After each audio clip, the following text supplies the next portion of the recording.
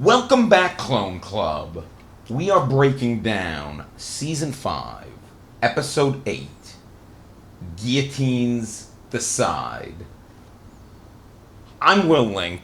With me, as always, Megan Salinas. I had no idea that's what the name of this episode was. Yeah.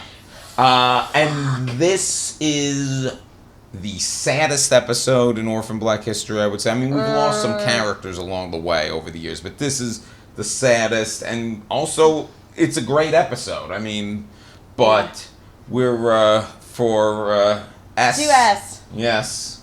Had to have a drink in her honor. Gotta pour one out for Mum. I don't think it's 3 fingers like Adele wants. I think it's just 2. Just 3 fingers for me. Just 3. It's fine. But yeah, we lost a lot of people in this episode. Because obviously S is the big one. Not that we're feeling sad for him, but we lost a great villain in Ferdinand. And a great comedic element of the show as well. Yeah. Ugh. And a comedian no one is laughing at anymore, though. Not for at least half a season. And also Gracie.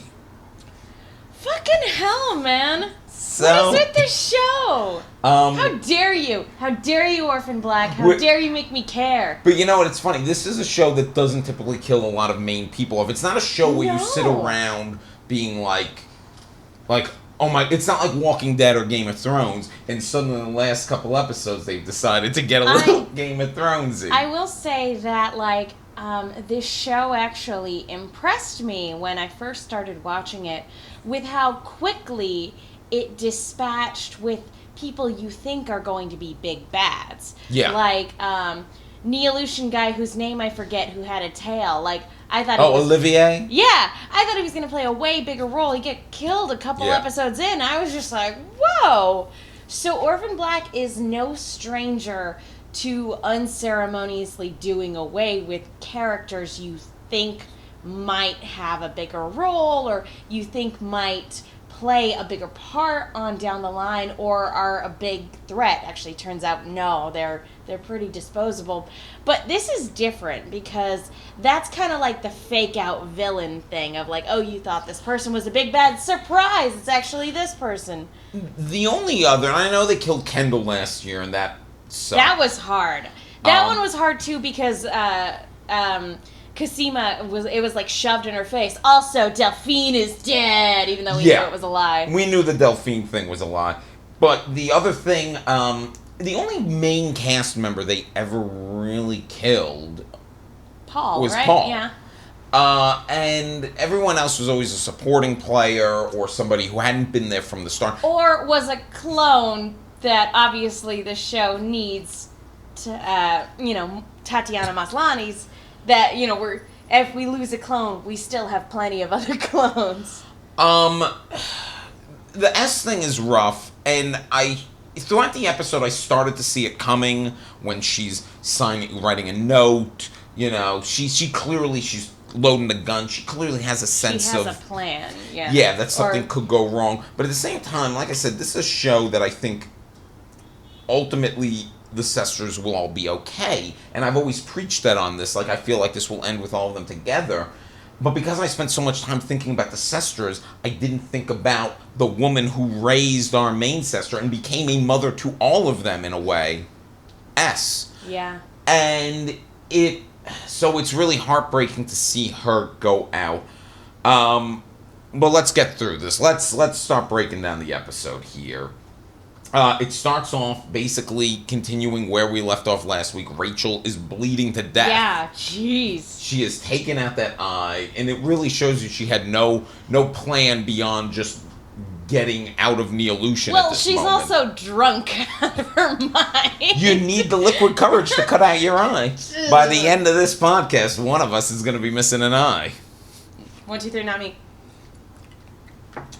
We'll get there. So... Anyway, Rachel is bleeding, And she makes her way to the elevator, and as the elevator doors open, and I see even just the way he's the style of the shoes and the pant-legged person, you I'm know like, exactly who that is. It's gonna be Ferdinand. It's Ferdinand. And they bring her to some hotel where they got some like seedy doctor sewing up her open eye socket, and gross. We see that. By the way, super gross. I'm just gonna like stick some weird stuff in your eye and then sew you up, and it looks gross and nasty. Yeah, they were. What were they? I guess it's some form of tissue or something like. I guess. Like, God forbid I never lose an eye, but I'm like, I guess is that to like make it feel like there's not a lack of pressure there, so it doesn't throw off your equilibrium. I'm not a doctor. I don't know. Couldn't they have given her a glass eye? I'm just saying. Maybe everything inside needs to heal before they stick a glass eye in there. We'll see. But anyway, Ferdinand is there, and here's the thing: even though Ferdinand killed MK, and in a brutal way, terrible person. I'm not gonna pretend I was as emotionally invested in MK as I was, say, some of the other sisters. I loved MK, but I was still separated from enough that when I saw Ferdinand and Rachel together, Rachel, who I clearly have always been rooting for to turn good, there was this moment where my heart did kind of flutter, like, he saved her. He came Your for her. heart skipped a beat. Ferdinand loves her. That's adorable. Like, he loves her. Are you secretly a romantic, Will? I'm not so secretly a romantic. I wanted what was best for those two crazy kids. I wanted them to run away together, too. Like, when Rachel's like, let's just go away together. Like, we'll put an end to all of this. Here's what's frustrating about it. There's a moment in this episode, and we'll build to it, but there's a moment in this episode where Rachel basically gives him the out, and he doesn't take it, and it's kind of hard. At the time, you don't know you think that maybe Rachel is still conniving here, and still wants to, like, bribe them and get money and go, and be the head of Neolution, but in retrospect, she was giving the man she loved and the man who loved her an out. The only man who ever loved her. A way out, yeah. This also confirmed the theory that we had and most of you had, that Ferdinand was S's source, because this is cross-cut with S kind of being very suspicious. She's on the lookout, and I remember thinking the same exact thing in this moment. They're asking, where are the Neos? Sarah's asking, like, why aren't the Neos on top of us? And I'm thinking, like, I didn't even expect them to go back to the house. No. I was so convinced the Neos. And S basically says, well, they know the truth about PT, so they must have all defected, I guess. Sarah's not buying this. No one is buying this. Nope. Things were going a little too smoothly. Here's the thing, this episode, we were talking about it before we started recording. This episode is an asshole because it suckers you in to thinking that, this is a fun dance party episode. Lies. This is lies and slander. It is not a fun dance party episode. This is the least amount of fun in an episode when there have been clone swaps, which is everyone's favorite thing. Although all of that was fun. All that was fun. All of that was great. What's interesting is S is acting way too calm, and to counterpoint that, Delphine is acting way too fidgety and paranoid. Yeah. So it's this good Delphine, who's not as good with the espionage as S is, and all the secret. I mean, Delphine knows how to keep some secrets, but, maybe not when she's in the middle of shit, she doesn't have a great poker face. No. Especially when you're dealing with, cold-blooded killers, which is what both S and Ferdinand are. And she probably also didn't like keeping this from Cosima. No, that's, I think, what makes her the most uncomfortable. Because they're doing all of this for all of the clones' benefits so that they can go public with all of this information. But, you can tell it's just eating her away inside. And also knowing that they're working with somebody who killed one of their sisters. All of that, she's just like... Yeah. Don't ask me what I'm doing. It's fine. It's kind of like, you just have to trust me. You just have to trust me. And to her part, much like she decided to episodes back at PT's house, Cosima decides to trust her and just go with it, and obviously it pays off. But Delphine is very nervous. Let's just talk about their first scene together. It was so great to see them like in bed together, being a basically normal couple. Delphine's doing her work in bed, and Cosima's lying around all like they're like dreamy together. It's so nice. It's so nice. She's like, "Are you even listening?" "Oh yeah, I'm totally listening. It's fine." They are so cute. This is so gratifying, just the moment between the two of them, because we've been saying for seasons now, why can't they just be happy? And this is like the first time, and I think a long time, where we see them together, and it looks like they're together and happy. Let's talk about one Cosima plot point before we get to Felix's art show, which is where most of the action takes place. Which is so much fun. Cosima basically now has the means to inoculate, or they basically have everything they need to create the inoculations, and she wants to go out there and inoculate all the clones, all the lead ancestors, which I love. And it's about damn time. Jeez. It also makes me wish we had a few more episodes, because I would love to see her, and we might new clones, and we might still see it. But it also, but I love that because it also kind of takes that plot off the board for now. We don't have to worry. She's cured. Everyone talks about how great she looks. Felix is that she's bounding upstairs and she's got more rosy cheeked and everything. It was also good to see Felix again. I think it was great to see Felix again. And one thing that I really loved about this episode is his interaction with each of the clones who comes to the art gallery tonight. You can tell he absolutely loves each and every one of them as though they were all his sister. And, it's just a very small thing, but you can tell when they're each swapping out, when they go, "Love you," and he's like, "Love you too." Like, you can tell there's real love there. And even his artwork is all about them. They are the subject, and we'll talk about it when we get to Sarah and everything like that, but I love what Adele had to say. Like, do you not see you are the subject of his work? You are his muse here. Yeah. And it was great that he got just kind of a curtain call with all of them, because Felix, I've complained about this. I feel like they've lost a little track of what to do with Felix. I'm a little upset we didn't get to see all of them in, like, Switzerland or whatever. Like, I thought that was... You would have loved, like, a Jason Bourne-esque, like, follow the money. What bothers me about it was literally, like... They did this thing off screen. Didn't they do a great job? Yeah, we need to send these characters away for a while we clean up some of the other plot lines, which I totally get. But it was also because Felix is... Felix's closest ally to all of the Sesters. He's helped all of them so much. He is an anchor for them. Emotionally speaking, support, he does so much for them. And it is annoying to see him get shoved off to the side. But, like, again, this is an episode that makes a point of that. Of, like, Sarah, it's not all about you. Even though, like, they are dealing with these big corporate conspiracies that people should be concerned about. Well, the series is self-aware of its own problems. Yeah. Which is why I'm very forgiving of something like that. Like, they know they've given Felix a shaft, and we're gonna... That's why this whole episode is about his art gallery. Yes. And it was great fun to see. Although you mentioned Sarah, I will say one thing. Yes, Sarah has a good sense of something is going down, something big is going down, and I understand why she would be nervous about it and want to deal with it, but she's still being a selfish pain in the ass. She is.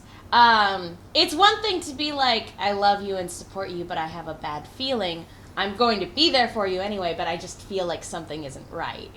That being said, like... Yeah, you get it, but at the same time, yeah, she's That's the way she's always been there. There was a big, that was a huge plot point last season. Well, the way things turned out, though, Sarah had every right to be. She did. But at the same time, the whole episode, I'm like, no, give some attention to your brother there. You know? Yeah, he's family, too. And Felix gave that great speech about family. You know, let's just talk about all the fun art gallery stuff before we get to the Rachel of it all. Can we talk about how long it's been since we've seen Colin? Yes. Holy cow! Speaking of Felix getting the shaft. I'm sorry, I had to say it. Hold on. But that was also nice to remind us that, like, Felix is someone who has relationships and has his own storylines going in the background. His life essentially has been put on hold because of all this Sestra drama. And again, it's one of those things where you completely understand, but he had a lot of stuff going for him before Sarah came back into town demanding Kira back. Yeah. And so that was good to see. It was good to see such a great turnout. Including, I loved the portrayal, though, of, like, snooty art gallery. Because it was, like, everything that if you were going to write a caricature of those, like, it was these Andy Warhol wannabe, like, looking. I loved them. I haven't been to an actual, like, and I have been to, like, an art gallery thing where people were invited and there was food. I wouldn't say it was like an opening, but it was definitely an art gallery thing. But it was in like Santa Monica, and it also was like a bunch of people there, like specifically to get the free drinks and crackers. So I don't know what the art scene is like in Toronto, but yeah, I'm not sure this is an accurate portrayal. Well, Allison is helping him set up. And, you know, you weren't here last week. I went on a thing about how Allison's new look is trouble. I wanted to ask, because I hadn't had a chance to watch your recap, because I watched these 2 episodes back to back. Pro or con the purple hair? I am con it only because, and I've never been con a lady with purple hair, but I'm con it because I feel like it's not her. She is just putting up this barrier, and she's just putting up this false front. And the proof of that is when there are moments where she's like, oh, I'm not going to micromanage you, Donnie. Like, is that what you're wearing? That's some of the old Allison. And she has to find that balance, you know? Of being laid back with certain things, but still being able to be herself. She's going too far the other way. Yeah. And Allison's journey will have to be to find that kind of center. You know, it's funny. Maybe it's because I saw Rachel and Ferdinand a couple scenes earlier.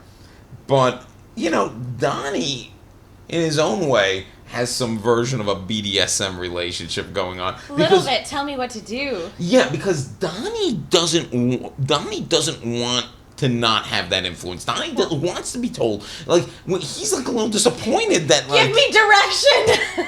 Yeah. I don't know what I'm doing. And I think he likes that she's like that and controlling him a little bit. I will say, again, I don't know if you talked about this already, but I know we definitely kind of touched on it earlier in the series when Rachel and Allison had their face-to-face. But when Rachel was drinking up a storm the last episode, I was like, man, she and Allison are a lot more alike than they would like to admit. The two of them at brunch would be amazing. I mean, right? I mean, don't you want Rachel to be fully one of the sisters just to see the brunch the two of them have? I want Rachel to become fully part of the Sestras just to see the awkward transition period of her, like, learning how normal people live life and not people who were raised in sterile corporate, like, I don't know, robotic, non-human relationships. I want that in the spin-off series. I want the two of them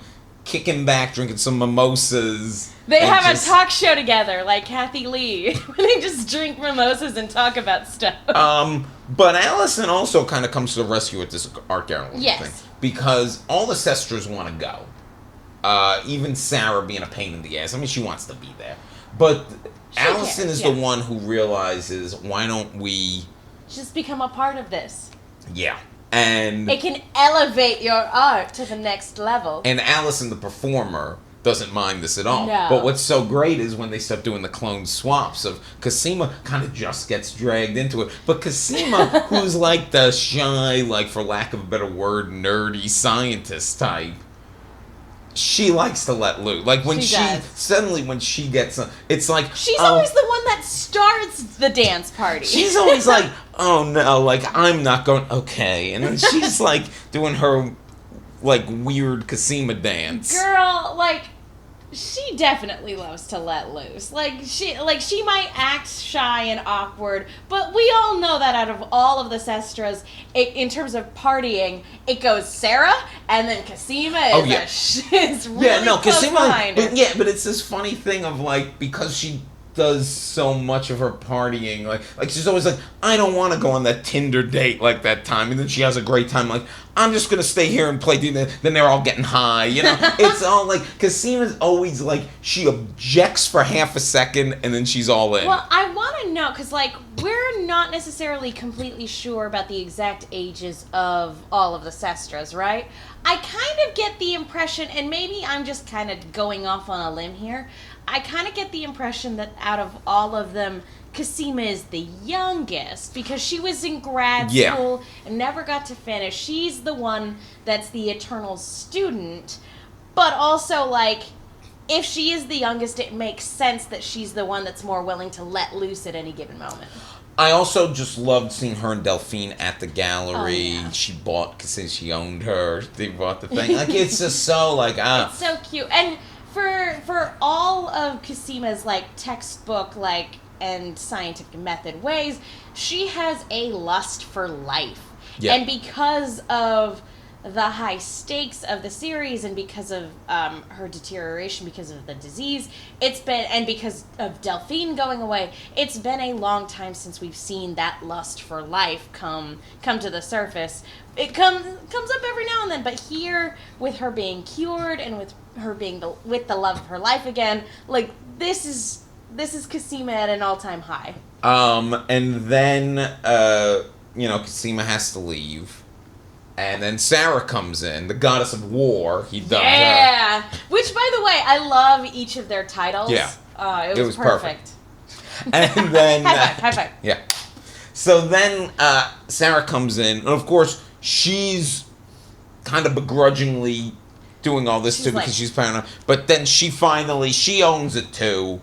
Eventually, she gets sucked into it. It's here's the thing: when the gallery owner ultimately, like, or when the art dealer or whoever the hell he is, when he ultimately buys this work, what's this gonna mean? Are all the Sestras gonna have to join him on the road, like go wherever his gallery is? Like, what's that gonna be?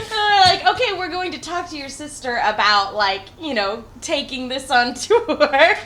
Although, Sarah's a pretty good mimic. She could probably do them all if she had to. Yeah, that's kind of... And I'm just kind of sad that we didn't get to see Crystal. What Crystal would have been the goddess... Probably goddess of beauty? Maybe goddess of love? Let me tell you what. I was half hoping, because there was a painting of Crystal, I was half hoping that somehow she would wander into She'd be like, how dare you not invite me? Cosima's storyline, I feel like we saw more of Cosima this season in a way, I feel like, than ever, because all the island stuff was all about her. There was more than one episode that I felt she was the main clone. Yeah.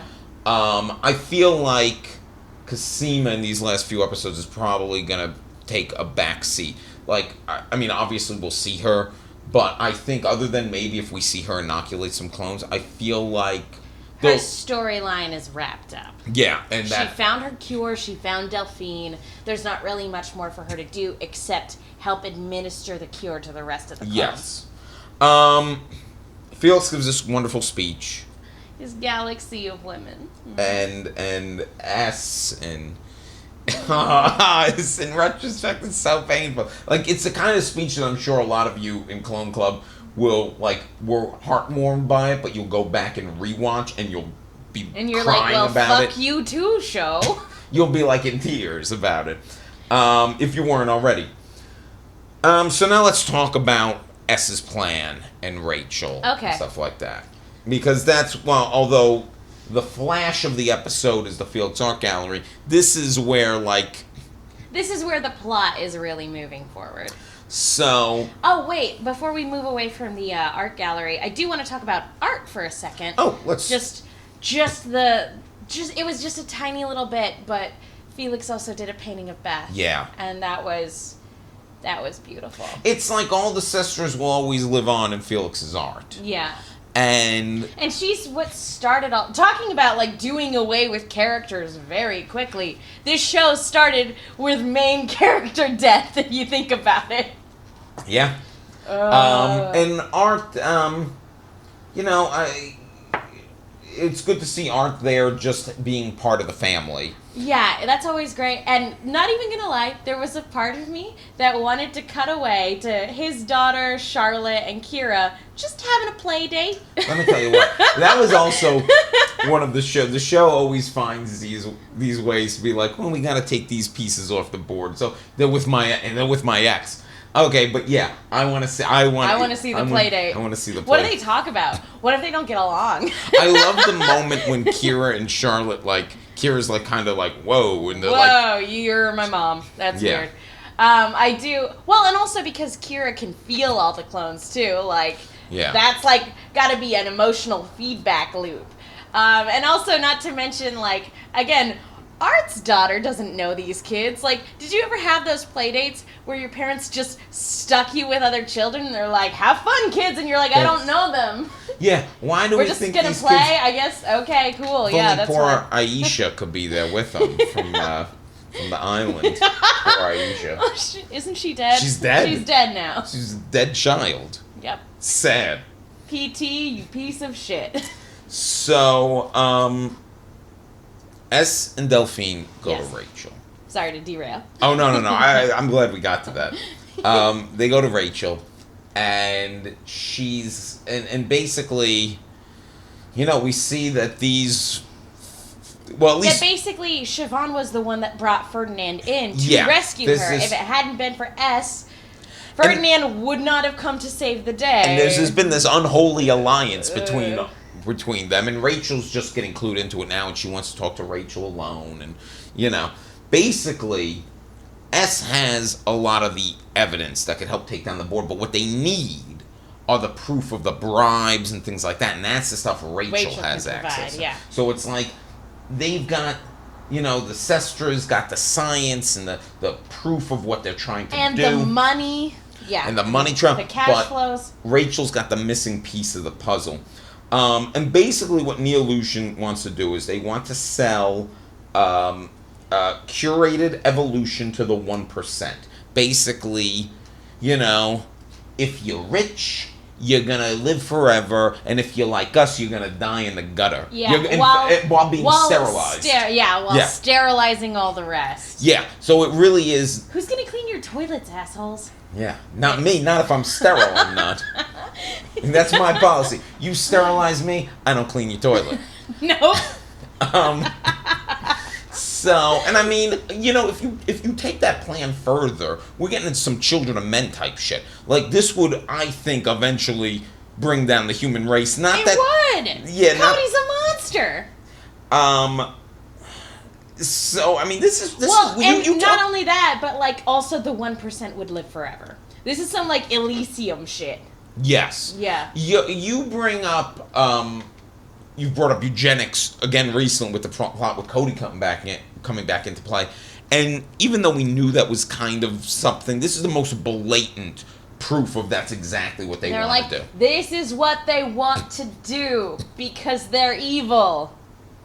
And I'm glad that they introduced all this right now, like laid it out very clearly, because the past few weeks, although I've loved the episodes, some of this has been a little convoluted. This was the most clear statement of it, and going into the last few episodes, that raises the stakes. We know exactly what the stakes are, although there's one stake that's even bigger that we'll get to at the very end of this. Yeah. But, raises stakes. And basically, there's the idea Rachel could have freedom from them all. And Ferdinand is like, we're going to do this, we're going to control it. He hates Neolution, we're going to control control them so it. much that it's not enough to publicly destroy them. He wants to put them under his boot heel, basically. You know, if... yeah, well, that's what they like to do. That's their thing. That's what he's into. You know, in a weird way, if MK hadn't stolen all his money, he might have played this very differently. Yeah. And... Because he would have... Like, that was his initial plan, was to run away with his nest egg that he made for them. But...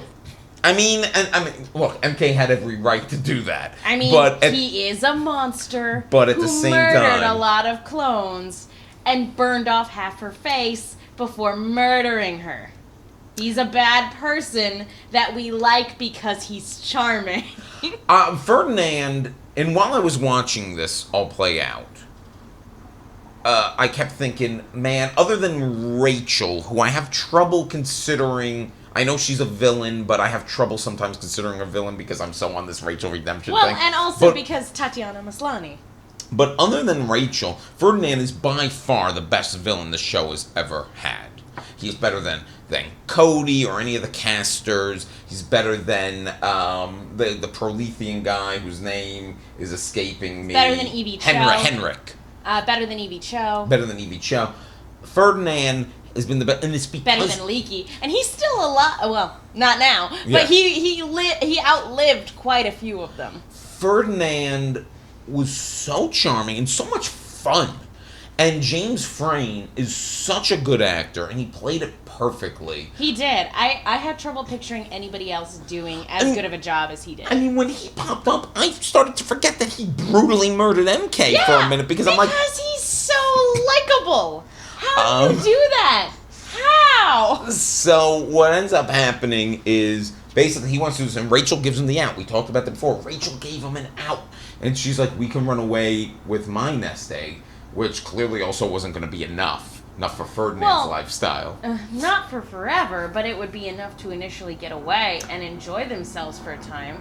And they're smart people. They would find a way to make more money. And it was still destroying Neolution. Again, now they have these connections with the Sestras, like, they could make a life for themselves. But you know what? Exposing Neolution does ruin them more in a lot of ways. You know, and for Rachel, I mean, somebody made the argument that it wasn't... You could look at it that it isn't Rachel's redemption, it's just Rachel didn't want to run them at this point. Didn't want to have them under her heel. She just hated them so much, she wanted them just fucking gone. Well, however... Yeah. I think there's more to it because she warns us. Rachel does other steps in here that it's not just revenge that has her doing this. But she betrays Ferdinand in a big way because she gives him the out. He doesn't take it. She gives him the information, the drive, and he's going there to basically blackmail them. And there's nothing on it. Nothing on it. But did she really think he wasn't gonna? He's Ferdinand. He didn't think she really... S knew he was gonna get out of there. Yeah. Which is why we see S taking the steps that she does, even before she gets the call from Rachel. It's just sort of the call that confirms it. Yeah, I don't find Rachel's move here to be all about self-preservation. I find that there's empathy there. Well, and I also feel like Rachel probably, even though she was not planning necessarily on Ferdinand coming back, that she was probably hoping he would come back. Yeah, and also, Ferdinand, look, I know she betrayed you. He's dead, he can't hear you. And also, he's not real. Couldn't you have just, even when you came back, been like, I can't believe you did that to me, but yeah, let's go live out our life in peace. Well, you betrayed me, and I'm very angry and upset, but clearly you had your reasons. Let's talk about it like grown-ups. Well, you know, he's upset, but he still loves her so much he doesn't kill her. I was gonna say, yeah, and that's the thing to take away from this scene, is he attacks her, and he can't do it. He can't kill her. He's this close to doing it, and he can't do it. it really upset me. Yeah, to see me these too. two like this. Me too. It was really upsetting. And then Rachel does another redemptive thing. She calls S. S is at the art gallery, and she tells her, just so you know, Ferdinand is on the loose. And I started to get very worried. Because I'm like, is Ferdinand in these last few episodes going to be trying to take out Sestras? But what he's really doing is he goes back to the house hoping he can find copies of the information, the proof. Which I have to wonder, was he doing that so that he could go back and blackmail them for himself or for him and Rachel still? Like, that's still what he wants. Because at this point, he could do whatever he wants since that initial plan didn't work. I think if he had been successfully able to blackmail... Like, he has no ties to Rachel necessarily after that betrayal. I think he would have went along with her still. Yeah. I do. I don't know. But I believe in love. You believe in a thing called love? Just listen to the rhythm of your heart? Just listen to the rhythm of Rachel and Ferdinand's hearts. So, Rachel warns S. But, it's too late. The proof is already out there in maybe not adorable is the right word. No, but it's a weirdly sweet scene. It's a very heartwarming scene because Cosima and Delphine do it together. Yeah. And it's just more of like the couple we owe. Some of you were very upset when they quote unquote killed Delphine. Did you really not think we weren't going to get this? Well, we've had this discussion on like your podcast before that's true. about the whole like bury your gay trope. But like, yeah, guys, come on. There was no way she was dead. We all know this. We all know that they were going to allow Delphine and Cosima to be happy together. And that watch 2 episodes from now. I'm like, you sons of bitches. The episode, the final shot of the series is Delphine being murdered by like, you bastards. The series ends like we all trust Rachel now, and at brunch she poisons everyone.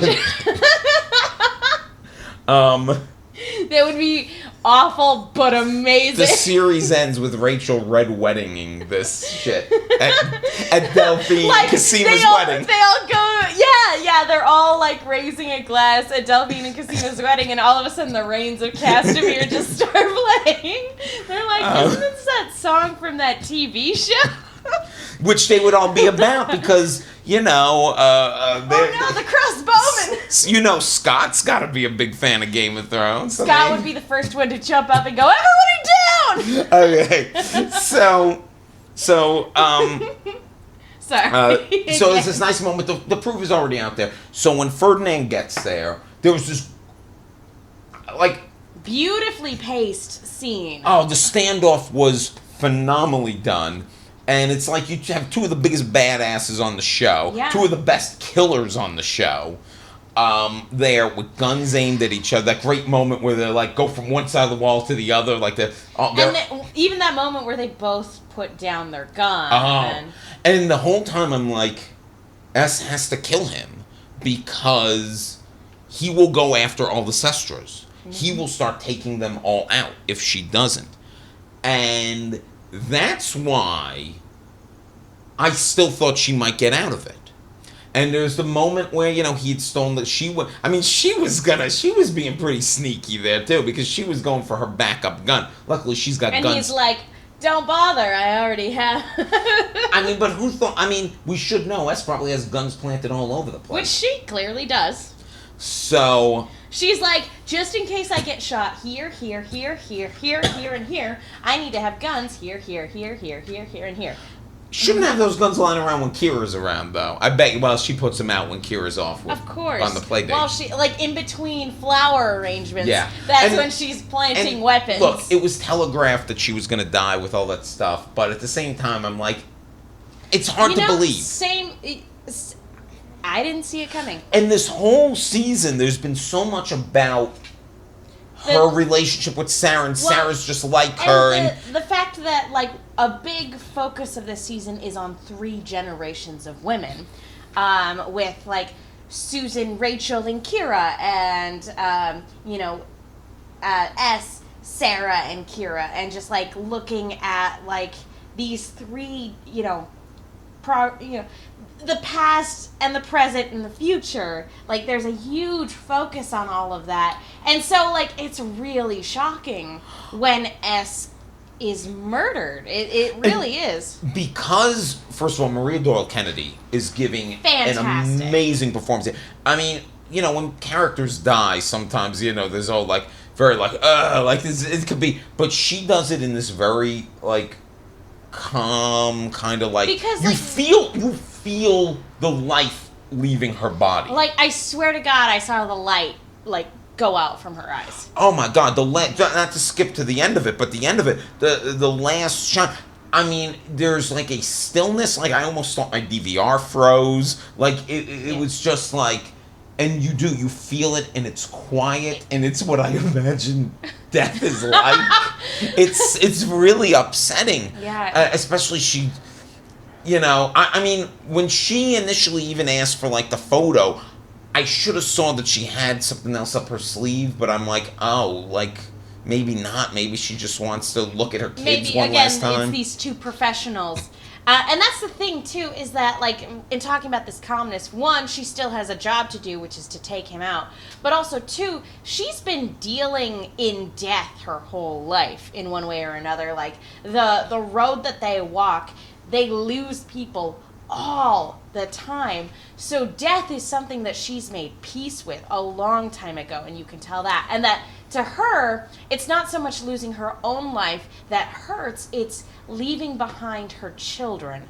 That's what really hurts and what makes this so difficult. But one of the things I really like about this scene, and the way what I like about her being killed, is that it absolutely doesn't feel like she's been fridged. Like, you know how in a lot of other shows, they'll kill off characters for the sake of shock value, or they'll do it to motivate other characters, and, like, that character only existed to die to make another character feel bad. That is not the case with S. She takes Ferdinand's ass down with her. Yeah. And I don't feel like she was shuffled off this mortal coil in a way that didn't make sense, and again, from a story perspective, fit where it did. You talked about their professionals, and I think it's also that weird sense of respect and professionalism that gets Ferdinand killed in a way, that he's like, yeah, I'm going to give her the photo. No, he didn't. He didn't? He was going to be a dick about it, actually. Was he? Because he grabbed the photo, and he's like, oh, you want to look at your kids as the end comes. Not on your life, and he dropped it. Did he? Yeah, he dropped it. I have forgotten this. Clearly, I want to give Ferdinand more credit. He was a dick about it. Was he? You saw it right before we recorded. I saw it last night. And you've been dwelling on it all day. It's okay. It wasn't. You're right. Now I remember all of this. Why did I think he gave her the photo? Because he picked it up. And I was probably too overwhelmed. Because she was able to pick it up. That's why. Because she still has it. She still has it at the end. Yeah. Because I was like, I could have sworn she had it at the end. He threw it down close enough for her to actually be able to bend over and pick it up. Oh, you're right. Fuck you, Ferdinand. I was giving you credit for being a pro. When you were being a prick. Although still, you're dead. And she shoots him. And I do love that. Even like, go ahead. But no, but that was great too, because once she was shot, I didn't see him dying coming. Yeah, and I did love too that she's like, as a woman, I'm 14% more likely to live through this than you are. Yeah. Which obviously didn't happen, but it was like a nice little jab of like, I shot you in the throat. You have 0 chance of living. I might still get through this. No? Okay, cool. The other thing about that is and I was talking to some people on Twitter about this earlier. They were like, why didn't she have Art come with her? Why didn't she because that would have alerted Sarah. And the thing is, S wanted to protect everyone here. And she did. She did. She did her job. She saved them all. Yeah. As the awesome mother that she always was, and it's really sad. Yeah. Like I swear to God, last night I had Orphan Black anxiety dreams. Aww. Because I watched it right before it was late. I watched it right before I went to bed, and I And I was still thinking about it, and I was like, I was having dreams about how the rest of the season will play out, which I'm going to say this, and I'm standing by what I've said. That these Sestras, I mean, Sarah's mother's dead, but other than that, these Sestras are going to have a happy ending. I feel really like that's believe correct, it. yeah. And S dying was the big death. The big. Yeah. I don't even think we're going to lose Rachel at this point. She was the one I always thought we might, like in a self-sacrificing thing. I don't think we are going to lose any of the Sestras. I hope not, but there's still a chance for that, because with Neolution now exposed, and maybe it's too early to get into prediction territory, but with Neolution exposed and Ferdinand dead, that leaves the question of who's the bad guy that we need to overcome in the last 2 episodes. That's actually, I wanted to ask you that question, but before we do, I want to get to the one other plot point, which is going to play the end game. It involves our girl here. No. So, Helena, who also many people on Twitter pointed out for my Rachel redemption, like, whoever thought we'd love Helena after the first season. That's true. And she became our most adorable clone.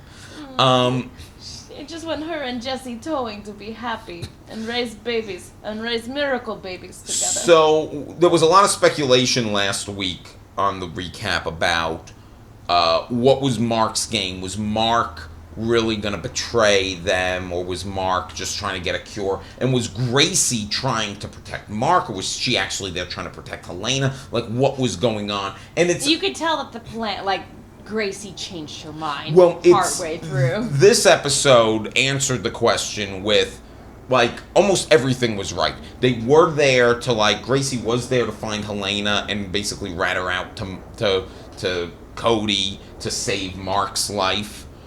But Gracie also had a change of heart, because her and Helena are close. There is a bond there. They went through a lot of the same shit. Back on the Prolethean farm. I mean, let's talk about Gracie for a second, because the Gracie death really upset me. Yeah. Like, talking about how S's death was very fulfilling and made sense from a story perspective and did not feel cheap. Gracie's death is kind of the opposite.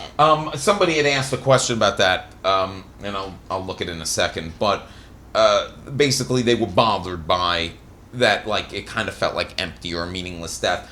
I think that depends how the rest of the storyline plays out, but it certainly feels that way now. It was quick, too, which, by the way, also what I loved about the S death, although the actual dying was protracted, the actual moment of it happens, boom, fast. Yeah. Like, of her getting shot. Like, even she's taken aback by it. And she's like, oh, wow, that's a thing. Now, Gracie is there with Helena. Helena's skeptical. Even of, like, the fact that Mark's dead. Like, she's not buying it. And Gracie's there. And at that moment, we know Gracie's lying, obviously, because we know Mark's alive. And she calls Mark to say she hasn't been able to find Helena. But Mark knows she's lying, because he knows his wife. He knows her. And, again, she grew up in a very religious household.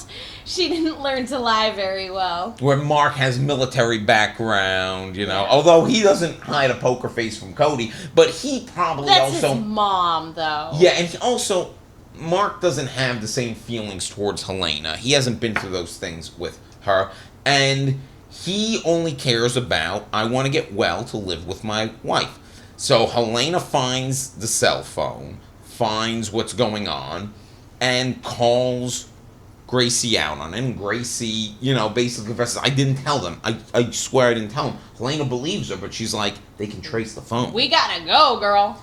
So they start to go, and Helena comes back into the room, and fucking Maddie, who I hate. That's someone I hate. She's a monster. Because she doesn't have the charm of a Ferdinand. No. Where I could be like, oh, I kind of like I said, if she were a good guy, I would absolutely love her. But because she's a bad guy, I fucking hate her guts. And she just straight up kills Gracie. Now, here's my thing. What the hell are going to be the ramifications of this? Like, what is... Well, Mark is done. Mark is Do done. they need Mark still? Because they need the castor pathogen. But can he be dead for that? Because, again, I was talking to someone on Twitter about this. I don't know if they can harvest his... I'm sure they can harvest his DNA, even if he dies. I'm sure they can harvest his genetic material.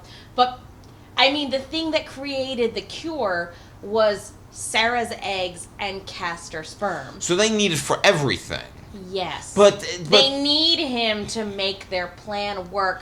I assume that they have... Because, like, they needed Ira for that same purpose. But Cosima doesn't... Cosima's set, right? We established that. Cosima's set. But, again, for Neolution's plan to continue cloning... Oh, they need that for that, yeah. Or more specifically, they need Kira's eggs. And probably castor DNA, which... Gross. So I hate it so much. You know, Gracie had a really hard life. Like, I feel bad for Gracie. And Gracie wanted to do the right thing. I think Gracie always wanted to do what the right thing was. And she's this abused child. Yeah, and that's the thing is she hits... I like Gracie as a character, but she hits a lot of, like, problematic tropes. Like, she's this abused child. She was forcibly impregnated by her father, which is gross. She becomes sterile. She becomes the love interest of a castor clone, only to betray our heroes anyway. And then they redeem themselves, kind of. And then she comes back in another betrayal, and then has a change of heart only to get murdered for it anyway. This is like a series of unfortunate events wrapped up in a character who was really... And, like, again, seeing how Gracie goes, it really feels like she was only ever here to die, even though I don't know that wasn't probably necessarily the plan from the get-go. No, that couldn't have been the plan for the get-go. I mean, she wasn't even in season 4, again, I you think. kind of take a step back and you're like, Gracie's character arc is a little... I'm not going to say that it's... R.I.P. Gracie. R.I.P. Gracie. I'm just saying with a show, and this is the thing though, I give this show a pass because it's so good at having so many other female characters and everything like that. But in another show, Gracie would be like one of maybe 3 or 4 female characters, and she would have just been like, again, unceremoniously murdered. And in another show, this would be really shitty.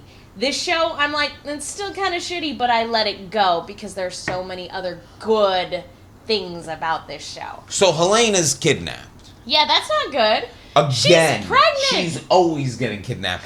How is someone so badass always getting kidnapped and being in need of rescue?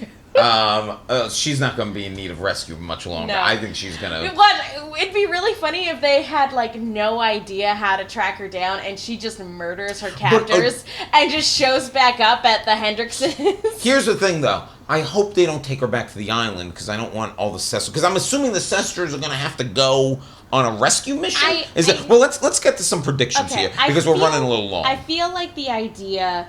is that they've kidnapped Helena, and that obviously they need her children for basically the same purpose that Kira was going to be, because they make a point in like these last couple episodes of saying like you can even harvest the eggs from babies. That's true. And from infants. She's far enough along that they could induce labor or have cesarean. Or just wait. Or just wait. Well, like, she's about to pop. They might want those kids out of there as fast as possible. I feel like the next episode is when she starts to Well, as my father has said to me, he wants her to give birth soon because he doesn't want the series to end before Helena kills some more people. Yeah. So, and number 1 on that list right now has got to be Maddie. Yes. I don't think... Murder her. I don't Please. think... I don't... Oh, you know why they're not going to get her back to the island? Because they're going to bring her back to diet or something, because they can't... They're probably not going to want to transport a pregnant woman like this. So that'll keep us off of the island. Thank God. I hate that island. I hate it so much. Also, I know I didn't get a chance to talk about it, but Ira dying off screen was stupid. Yeah, I was disappointed he died off screen. The people, but this will also be an excuse for the characters from the island to have to leave the island if Helena's going to be... This is what I'm predicting. Get your shit together, asshole. I mean, if they don't just... get him to I feel like masturbate into a cup and then kill him. I feel like since Gracie's dead, the second he finds that out, he's not going to cooperate. He's not going to cooperate. He's going to be like, well, I'm going to die. I'm okay with dying now, but also I'm not helping you. Bye, y'all. Bye, Felicia. Is he the one who kills Cody? Probably. I want Helena to kill them all. I feel like it's more poetic if Mark kills Cody. Okay, the other thing... That's just me. The other thing I wanted to get to before I start looking at some questions Go for it. or comments, and this is what I wanted to ask you. You started to bring it up before. Yes. What is Neo's play at this point? Because they're exposed to the world now. I feel What is their play? I can't necessarily I feel like all of the board members are going to be scrambling to salvage the situation in any way they can, either by fleeing or, as we saw in some cases, committing suicide. I feel like the board is going to be scattered, but the real threat to overcome is going to be PT, because he's the one that put all of this into place, because he is set on not dying. He will not go quietly into the night. He put all of this into motion because he did not want to die, and he did not care who got hurt and who died along the way, as long as he could prolong his life. So I feel like the final death throes of Neolution are going to come from PT doing everything in his power to either take back whatever power he can to continue his life, or acknowledgement that he is in fact going to die and just wanting to burn everything to the ground with him. Yeah, he's the spiteful kind of guy who would do something like that. He's like, oh, you ruined my plans? Cool. Now I'm going to die, so I'm going to take you out with me. It's going to be very interesting to see how this endgame plays out. Looking at some comments here, more comments than questions. That's fine. Yeah. And Sam Owen at Hey Girl Samantha, one of my favorite Clone Club members that I like talking to. This is something that I was worried about too. She goes, I hope Sarah doesn't turn on Rachel. That's not what S would have wanted. And I was thinking that too. Rachel tried to warn her. Rachel did what was right in that moment. And I wonder if Sarah, because Ferdinand was her man, is going to take this out on her in some way. My guess is yes, because Sarah's hot-headed. Part of me says yes to that, but the other part of me is like, Rachel's the one that's responsible for getting Kira back to her. So, yes, Sarah's hot-headed and Sarah can be impulsive and a stubborn brat, but she can also... Kira's the most important thing in the world to her. And so she can acknowledge when something was out of somebody else's hands. So I'm not sure. At Casey25, she brings up is Mark going to be the one to take out Cody, which we kind of just talked about. And you know what? The fact that there's a caster still around makes me think that he will actually be the one to take out Cody. I think it's so. like, if there's still one caster around, might as well. She created caster. She did. Also, and she killed Susan too, yeah. Since Ira's gone, somebody needs to... Yeah. Yeah. Also, do you think that we will meet the same fate that True Blood met with a rushed ending? Now, if you watch True Blood, which I stuck it to the end with that show, because I'm a masochist. I took a couple seasons off, and then I came in for the last few. That's one of the worst final episodes of a show ever, and I got to admit, when we get down to, there are 2 hours of this left, Helena's captured. It feels like there's a lot of stuff that has to get resolved.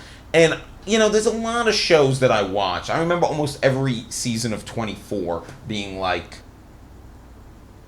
how are they going to resolve this in one episode? And they would. Mm-hmm. So I'm not worried. This show, I have enough confidence. It's never made a lot of missteps, so I think we're fine. But that is something that I get a little agita about as we get close to things. Is there enough time to finish this stuff? I know I feel like lack of time is why a lot of the island stuff was really rushed. Yes, and I think that we're gonna... I have a feeling a lot's going to go on in the penultimate episode, because I'm still convinced the last 15 minutes of the series is going to be like a clone love fest. Yeah. Honestly, it's a lot of comments about just being so sad about about S and stuff like that.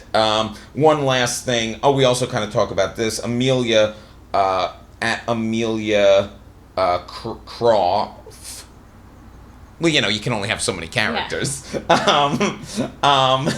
Amelia asks for, is it almost as if killing Gracie was just to add shock value to the subplot seemed unnecessary? We kind of addressed that as well. Yeah. And, you know, I think, though, how unnecessary it'll be how the rest of it played out. You know what? I think it would have felt... she died specifically to give Mark motivation to kill Cody. I feel like if Gracie had been around for, like, 4 episodes,